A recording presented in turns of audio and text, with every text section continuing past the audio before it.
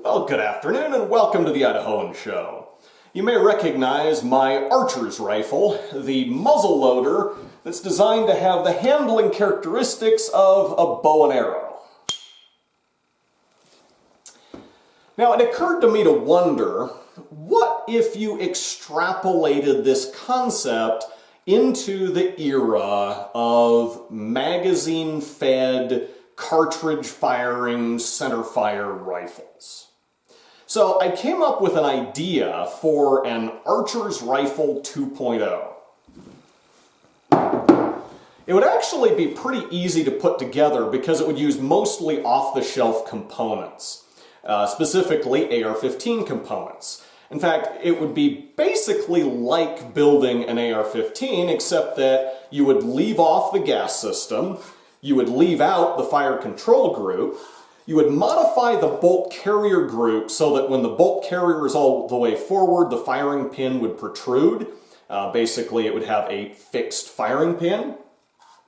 And of course, you would add a vertical front grip kind of on the side of the barrel so that you'd be able to hold the rifle sort of like this. And so, in use, you would put a magazine in the gun, you'd point it at the target, pull back the charging handle, much like drawing a bow and arrow. When you release the charging handle, the bolt would slam forward, stripping a cartridge off the top of the magazine, feeding it into the chamber, and then firing it because of the fixed firing pin. Now, because there's no gas system, the bolt wouldn't cycle. It would remain locked forward after firing, waiting for you to draw the rifle again and fire the next round. And so it would be a magazine-fed, repeating archer's rifle. Now, I'll probably never actually build an archer's rifle 2.0 for a couple of reasons. First of all, it would cost almost as much as building an AR-15, and I'm under no illusions about the practicality of the archer's rifle. The archer's rifle is a fun concept because it's different, but at least for someone like me who's much more familiar with conventional firearms than I am with a bow and arrow, the archer's rifle is nowhere near as practical as a regular functional AR-15. And so if I'm going to buy all the components to build an AR-15, I might as well just build an AR-15 rather than an archer's rifle 2.0. Granted, you would be able to save a little bit of money because you don't need a gas block, you don't need a gas tube, you don't need the fire control group. You could even save some money on the lower by using an unmodified 80% lower because you're not going to install a fire control group in it.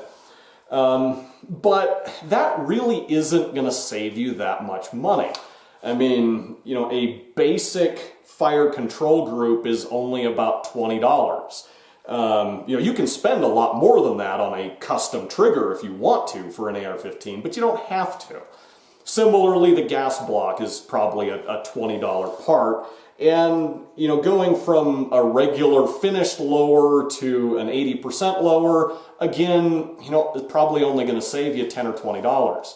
So, you might be able to save 50 or 60 bucks total, on an archer's rifle relative to a fully functional AR-15.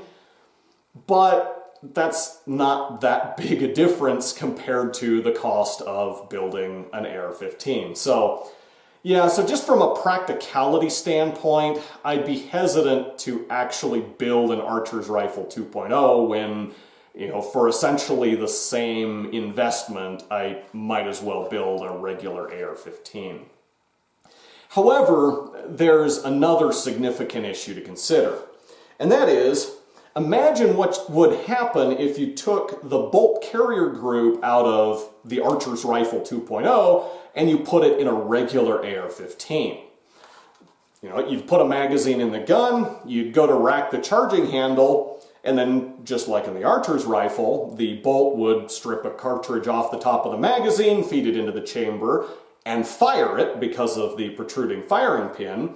But then, because you've got the gas system installed, the bolt would cycle and it would do the same thing with the next round. And so it would keep firing until either the gun jammed or it emptied the magazine. And so, swapping the bolt from the Archer's Rifle 2.0 into a regular AR-15 would create a runaway machine gun. And consequently, there's a good chance that ATF would consider that bolt carrier group all by itself to be a machine gun conversion kit, and thus would regulate it similarly to a machine gun. So, not only would building an Archer's Rifle 2.0 be a little impractical from a cost-benefit standpoint, but there's also some significant regulatory issues that would have to be addressed, and that would likely make it an even more expensive and even more impractical project to take on. So, I'm not planning on ever building an Archer's Rifle 2.0, but I still thought it was enough of an interesting idea that I wanted to share it with you guys as a hypothetical, and hopefully you've got as much entertainment out of this little thought experiment as I did. Anyhow, until next time, thank you for watching The Idahoan Show.